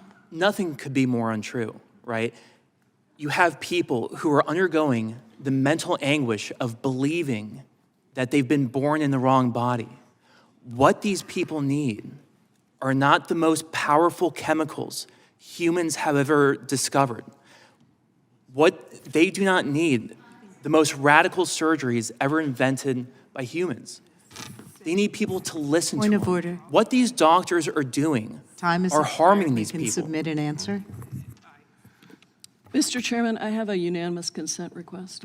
Gentleman's recognized. Thank you. I would like to enter into the record the second superseding indictment, not the one that was brought by the first prosecutor, but the second one, where on page 3, it specifically says that Dr. Haim was under false pretenses, accessed the information that he needed and released. The Department of Justice. Without objection, and you'll have a chance to respond to that in the next set of questions. We're going to have to recess because votes have been called. So we're going to recess subject to the call of the chair. I will tell you that based on the vote estimates, I'm going to guess it's going to be just slightly after 4 o'clock. So the witnesses will be able to go back to the back. And if everybody want to come back, let's come back, because immediately following votes, we'll start pretty quickly. Let's try to rush back after votes. I believe it is the Republican side, and I will now recognize the gentlelady from Wyoming for 5 minutes. Thank you. Mr. Leslie, what is the success rate of sex change procedures for children? If you look at the testimony from medical societies, they indicate... It's 0. You can't change your sex. So it's 0. So I want the record to be clear that the Biden administration targeted and prosecuted Dr. Haim and Ms. Sivadge for exposing medical procedure, surgery, and pharmaceutical intervention that has a 100% failure rate. Am I correct, Dr. Haim? That is exactly correct. Dr. Haim, you have exposed the fact that medical providers were providing dangerous and illegal treatments to minors. And both the Biden White House and the activists who are actually running the show behind the scenes didn't like what you were exposing. Isn't that also correct? That's correct. And do you think that their subsequent federal pressure was brought to bear on you was that merely a coincidence, or was it to try to stop you from exposing what they were doing? It was in order to prevent me from exposing what they were doing and to silence other whistleblowers. Ms. Sivadge, what is gender dysphoria? And I ask that question because I'm a pretty well-educated person, a pretty well-read person. This is something that we didn't even really know about or talk about 3 or 4 years ago. What is this? Gender dysphoria is when a child is confused about their birth identity. And that the key there is the confusion, because the problem is not in the physical body of the child. The problem is in their mind. And so why are we pushing as a society a solution that will irreversibly harm and sterilize children's bodies when truly the problem is that they're confused about their birth identity in their mind? And so part of what I've done here and part of why we're here today is to affirm and to celebrate ultimately God's design for our gender and sexuality, and that is something that should be defended. Well, are there industries that stand to benefit financially from these procedures, these industries? I refer to them as the unholy trinity, which is the healthcare insurance companies, the pharmaceutical industry, and the hospital system. And all three of these institutions have much to gain because this is a highly lucrative industry that exploits the vulnerabilities of children. Why don't you explain that a little bit further? Well, in my case, I came forward to expose Medicaid fraud, and I saw firsthand how Texas Children's Hospital was illegally utilizing Texas Medicaid to fund quote-unquote gender-affirming care, which is really gender-denying care. And the taxpayers were billed for this. And that is illegal in the state of Texas. And so this benefited the pharmaceutical industry because the child is put down a path of medicalization, making them a medical patient for life. So the pharmaceutical industry has a vested interest in making sure that a child is initiated down this irreversible path. Dr. Haim, sex change hormones and puberty blockers are presented to patients and their parents as life-saving treatment. What is the reality and effects these treatments actually have on children? The reality is that what they're telling them is the opposite of the truth. These hormones, the blockers, the surgeries will put them down a path that they can never come back from. You know, they always say that it's reversible. But once you start changing your physiology from the inside out, right, because that's what these hormones do, they change the cellular architecture of every single cell in your body in a way that you can't take back. And, you know, it takes a while for the physical changes to develop. But once they happen, there's no going back. Okay, and so again, you've got lifelong patients as a result of these interventions. Yeah, and you know, they were saying that, you know, suicide rates have gone up. You know, is it any wonder that the suicide rates have gone up, but also the society, you know, convincing people that they're born in the wrong body? That, you know, the way they were created was a mistake, that the name their parents gave them is their dead name. Of course the suicide rates are going up, and it's exactly because of what these people call quote-unquote gender-affirming care. But what it really is the destruction of the self. It's a pretty cruel industry as far as I can tell.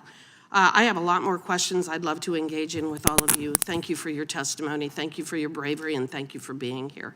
With that, I yield back. I thank the gentlelady from Wyoming, and I appreciate her sticking to the clock and for her questions. And I'll recognize the ranking member. Thank you. I have a couple articles for unanimous consent. The first is a news article entitled "Texas Children's Hospital Halts Hormone-Related Prescription Therapies for Transgender Children," dated March 4th, 2022, where the report notes Texas Children's Hospital said they're pausing specific treatments after state leaders decided to ask Child Protective Services to investigate. Without objection.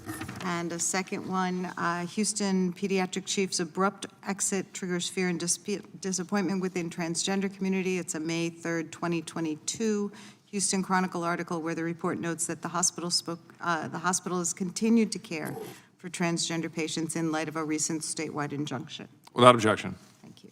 I'll now recognize the gentleman from New York, Mr. Goldman, for 5 minutes. Thank you, Mr. Chairman. I just wanted to follow up on your last answer, Dr. Is it Haim? Haim, yes, sir. You believe that the suicide rate for people who identify as transgender is going up because they are being told by other people that they are in the wrong body? Is that what your testimony is? Yeah. So the suicide rate is not going up because there are people like you who are telling them that they must be mistaken if they feel something different than what you think they should. That question was a little worded. Can you clarify it? Sure, because it relates, I think, to Mrs. Sivadge. as well. It's pretty remarkable to hear that the reason why the suicide rate in the transgender community is so much higher than other communities is somehow because these innocent kids who don't want any of this gender-affirming care, who don't go to their parents and talk at length about how they're feeling, and instead are, through their parents, controlled by some transgender industrial complex to convince transgender people that no, even though unquestionably your life would be so much simpler if you just carried on as you are, because you wouldn't be the subject of a hearing in a subcommittee based on one case. It's pretty shocking to me that that actually is the rationale, but it does clarify a lot for me because I wonder, you talk about the actual care and the impact that it has on these children. Is it your testimony here today that the doctors who provide that care to the children don't know what the impact that it has on the kids? Yeah, I would say, first of all, it's not care because what they're doing is harming the patients. And that's exactly what I would say. The doctors who are doing this are misinformed about what they're doing. They don't understand the pathology they're treating because gender dysphoria is a problem of the mind, but they're using solutions of the body. That is where you're wrong. And so it's a dysphoria of the mind, so psychiatric care is what they need. I believe, yeah. Maybe conversion therapy? Excuse me? Conversion therapy, maybe? What do you mean by conversion therapy? Well, I would say you seem to know everything about the medical field. I'm sure you understand. Well, I would say conversion therapy is using hormones, it was a blockers, rhetorical and surgery question, sir, and I'll reclaim my time. Let me ask you a little bit about the process. I'm sorry, I only have 5 minutes. Let me ask you a little bit about the process. Now, I heard your testimony earlier to be that you saw this happening, and I'm not going to get into the details as to what the Texas Children's Hospital represented it was doing or not doing. They clearly say they never had anything secretive. They were following the law. But you felt like you had come upon something that was very damaging to child patients. And obviously you're aware of HIPAA. And I assume you're aware of, as a medical doctor, what your obligations are to report anything you see as child abuse or something similar through a particular chain. Is that correct? Yes, sir. And I know you testified and you said that you saw one example or a couple examples of parents who had abused children be allowed in their hospital rooms. And so therefore, even though you knew that you should go to Child Protective Services, you decided unilaterally that it would be worthless, so you weren't going to follow the proper procedures. Is that right? Yes, CPS had proven ineffective to protect children. Proven to who?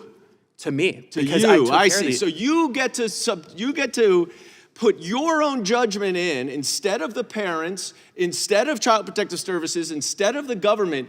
Whatever you think you get to do, well, they're not going to be good, so I'm going to go to a journalist. And now you're trying to call yourself a whistleblower. But let me ask you, you said something else that I found interesting. Or maybe it was Mr. Lytle. Before you went to Mr. Rufo with this information, did you try to reach out to the Texas Attorney General? Yes, sir. That's Ken Paxton, right? Mm-hmm. Who has been leading the charge against gender-affirming care, correct? Yeah. I have an article here that you wrote in January of 2024 to defend yourself. You don't say anywhere in here that you tried to reach out to the Texas Attorney General. Yeah.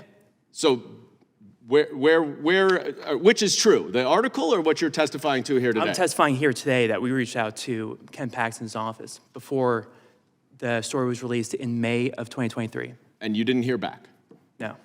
I have a unanimous consent request. I'd like to introduce this article written by Eithan Haim here, not on my watch, it's Eye on the News, the Social Order Healthcare, dated January 12th, 2024. Without objection. I'll now recognize myself for 5 minutes.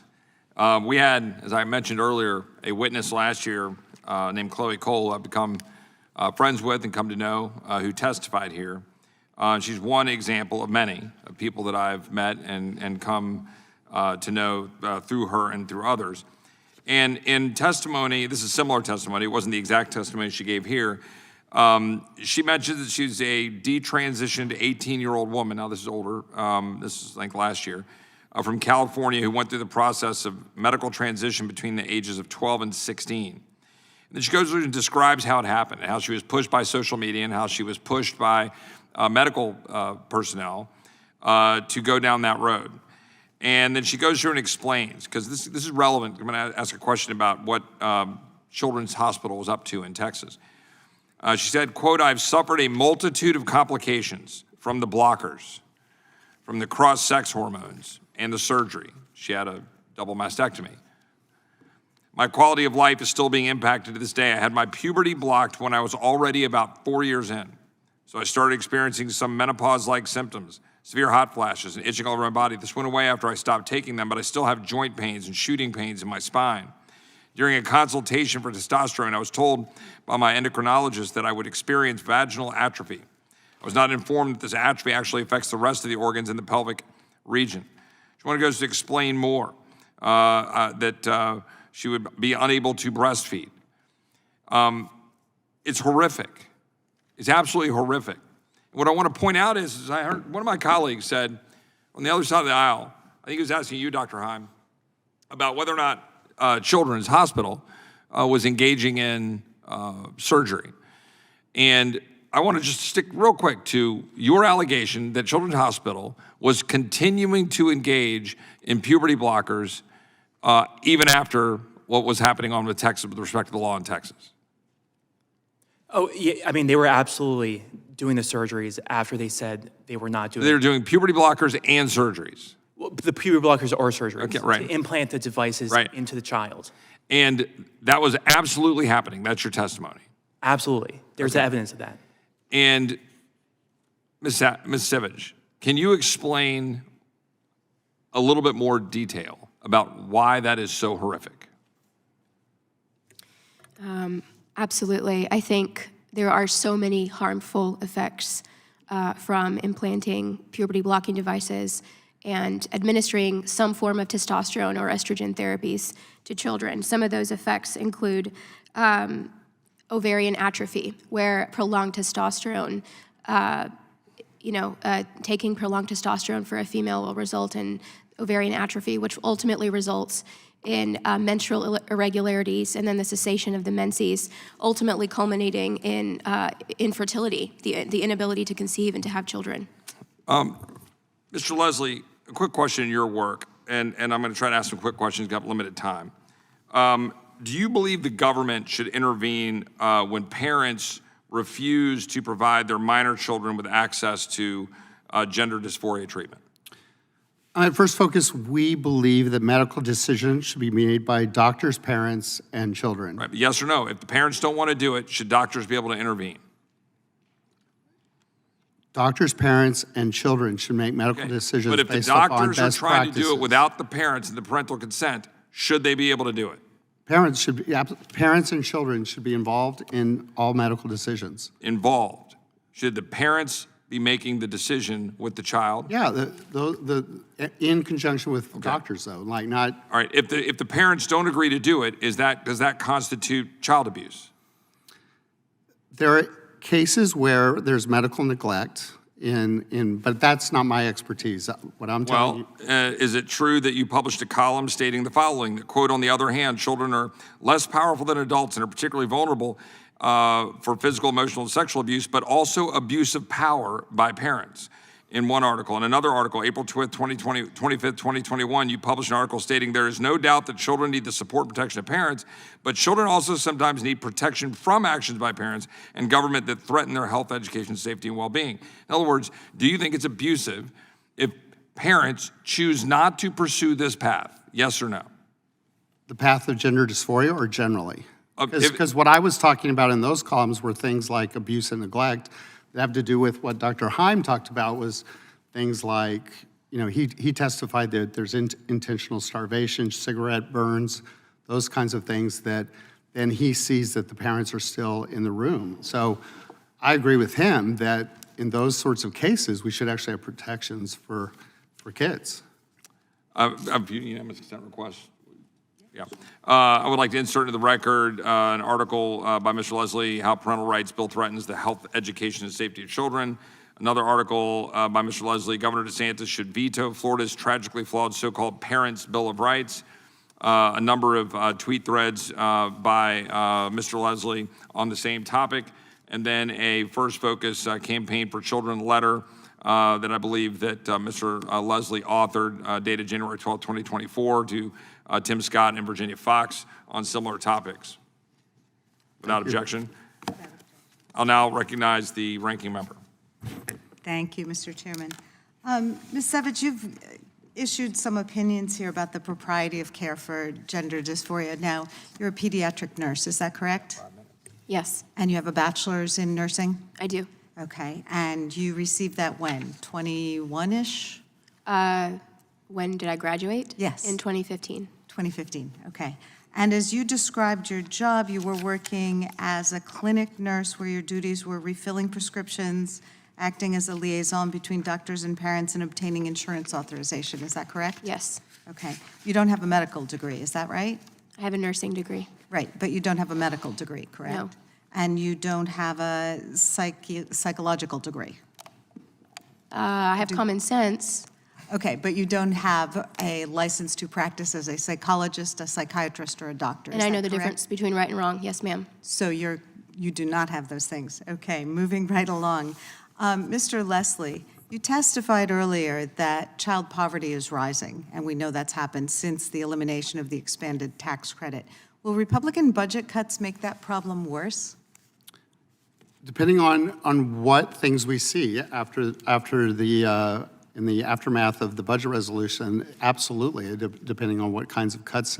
And we're very concerned that what we're seeing is that they may just be disproportionate to kids. And that's the kinds of cuts you talked about earlier with respect to SNAP and WIC and Medicaid, which is funding CHIP for children's health insurance? Absolutely. I mean, CHIP, the Children's Health Insurance Program, was a bipartisan piece of legislation that is universally supported by Democratic, Republican governors all across this nation.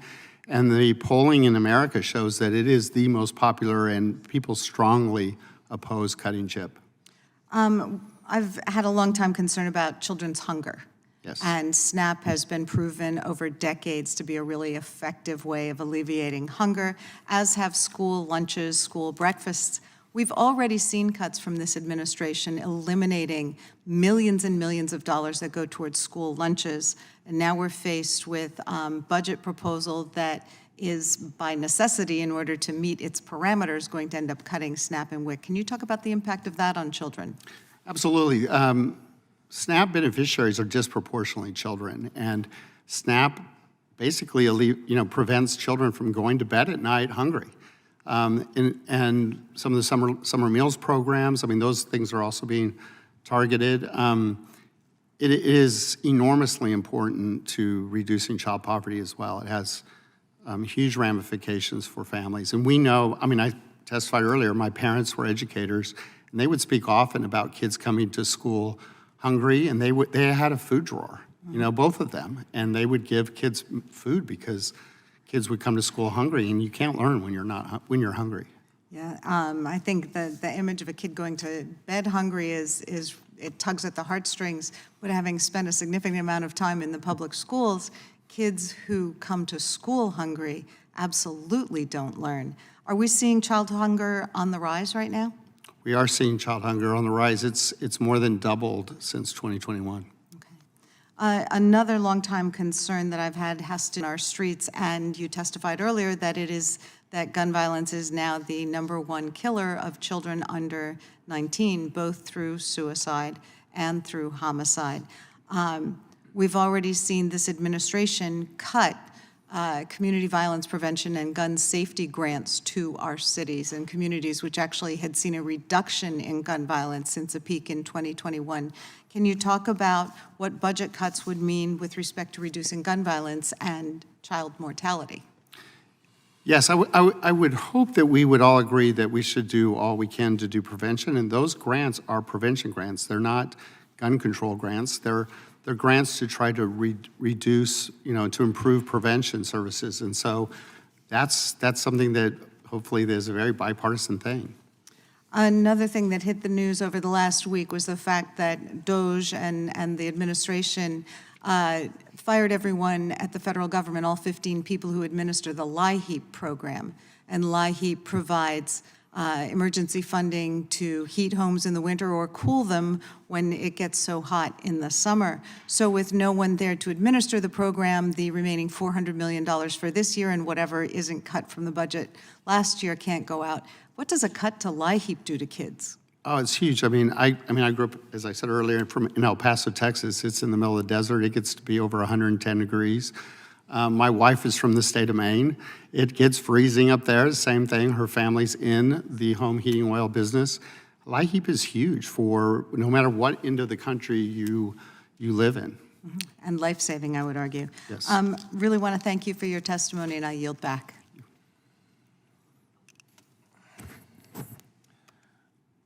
I would ask for a unanimous consent request to enter into the record a copy of the superseding indictment that was referenced earlier to recognize that there are a number of changes in that superseding indictment, that it dropped the mistaken claim that a published HIPAA-protected information obtained by Dr. Haim. Counts 2 through 4 no longer contain the false charge that Dr. Haim did obtain or wrongfully disclose HIPAA-protected information.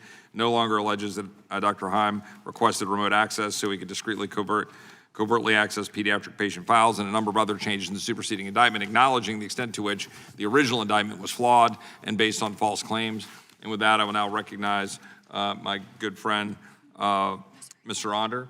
And in doing so, without getting too personal, we're all humans and we all have a lot of things going on, and we're all praying for you and wishing you very well. Thank you, Mr. Chairman. 5 minutes. Thank you. Thank you, Mr. Chairman. I want to thank the chairman for holding this important hearing. As a physician, I want to personally thank you, Dr. Haim and Ms. Sivadge, for having the courage to come forward. While many doctors push these experimental procedures on children, you and I both know that many others have been pressured to comply or resign due to their refusal to knowingly harm children in the way that we're talking about here today. I personally know someone who was a chair of endocrinology at a major medical center who had to resign from his position because he wouldn't go along with the transgender madness that we're seeing today. Whistleblowers like you should be applauded as heroes, not the subject of federal investigations. One whistleblower who I believe we're all familiar with in Missouri, Jamie Reed, came forward about the blatant disregard for children, and she was a true believer. She was a true believer. She thought she was doing good by these so-called transgender children. She was working at the Washington University Transgender Clinic at St. Louis Children's Hospital. Washington University happens to be my alma mater, and I've been aware of this clinic and advocated for its closure for years. And that's why one of the first bills I introduced when I came to Congress was H.R. 2387, the No Harm Act, because we as doctors take an oath to do no harm. I wanted to, Ms. Sivadge? Sivadge, yeah. Ms. Sivadge, you know, it's ironic, some of my Democrat colleagues today are talking a lot about hypothetical reforms to Medicaid and so on, but as long as we're on the subject of Medicaid, let's talk about it. I'm a physician. I've taken Medicaid patients for over 30 years. I appreciate your courage in exposing Medicaid fraud, because we know these transition medications and procedures are expensive. So I think you're doing a great service. You did a great service both to the taxpayers in Texas and, of course, the children and the family and to all of us by exposing prohibited Medicaid coverage of transition procedures. diagnosing children with hormone deficiencies instead of gender dysphoria. I think another game they play is with regarding puberty blockers, diagnosing precocious puberty when in fact these drugs were being used as chemical castration drugs to block puberty. I have to say, I treated children for 30 years in my practice, not endocrinology, but in a field where I saw lots of kids. I don't think I ever saw a kid with precocious puberty on his or her chart, and yet in some places. Tell me a little bit about what was going on. Were they were downright putting the wrong ICD-10 code in these patients' charts? Yes, thank you for that question. Yes, Texas Children's Hospital, through two particular doctors, were intentionally misdiagnosing patients, and I saw this with my own eyes. They were, for example, labeling a male with a testosterone deficiency in order to administer testosterone. And they would do this because on the medical chart, they would put the preferred gender identity of the patient and not the biological sex. And so this makes it very difficult to detect fraud for any insurance company who gets the billing code. It's very difficult to distinguish what is actually happening. Right. So what I have here behind me are charts, hormone therapy, and puberty blockers where the diagnosis gender dysphoria was actually the reason for treatment. So these are cases where the correct diagnosis code, the correct ICD-10 code was used in children aged 6 to 17. But if we take into account fraud, where hormone deficiency or precocious puberty is used, these bar graphs would be far greater. So quite a few children are being treated inappropriately with these drugs.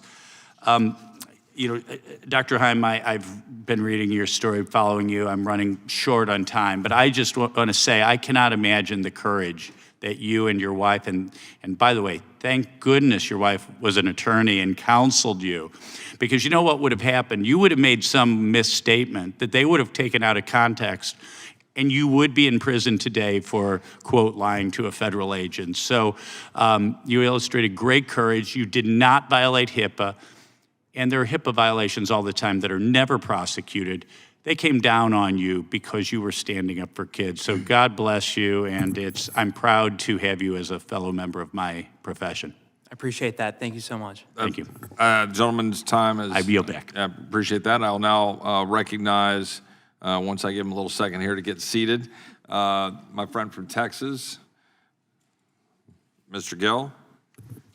Thank you, Mr. Chairman, and thank you for holding this hearing today. In foreign countries, we refer to gender reassignment surgeries as child genital mutilation. In the U.S., we have a much more medicalized and sterile terminology that we use of a gender reassignment surgery. It's utterly barbaric, and thankfully we have a president who's serious about ending it. Dr. Haim, thank you so much for being here. We really appreciate all the work that you have done and your bravery throughout this process. I'd like to ask you a few questions. There's a far-left organization, and it's known as the Campaign for Southern Equality, and it publicly posts a fact sheet, with commonly used insurance codes. The group claims that, quote, this information can help guide providers about insurance codes for trans healthcare that are commonly accepted and rejected, end quote. Are you aware of this fact sheet? I am aware. You are. Could you explain maybe a little bit about the sheet and what it's commonly used for?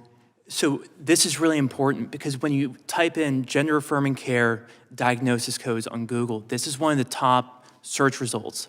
What this document does is inform doctors at these clinics how to get insurance companies, whether private or government, to cover interventions without revealing that it's being used for gender dysphoria, right? So how do you do a mastectomy, but then bill an insurance company and not raise any red flags? For example, like if it's happening in a red state. Right? Well, you bill it as breast reduction instead of a mastectomy, right? If you have a girl, right, like a 14-year-old girl who you want to prescribe, testosterone for quote-unquote gender-affirming care, you put a male sex in the medical chart, and then you prescribe testosterone for testosterone deficiency. The only thing the insurance company sees is male testosterone deficiency, no red flags are raised. They don't know that they're getting defrauded. But what this guide is essentially a template for how to commit medical fraud. And we should all remember, this is something that people go to prison for. This is a major deal. They have entire departments at hospitals for this. That's right. So this is a way of guiding doctors of how to defraud insurance companies. Is that correct? How to lie to them? That's what it says in that. Other language, right? They try to dress it up and make it sound nice, but that's what they're saying. And this is something that could and likely is being used to subvert the president's executive order. Is that right? Oh, yeah. It's my suspicion this is happening all over the country, especially in red states. And in your time in the medical field, have you seen this tactic being used to defraud insurance companies or to misrepresent surgeries that are being done? In my personal practice, no. No, because it's such a big deal. Right. Everything you do has to be by the books. Everything you write on a medical chart has to be true.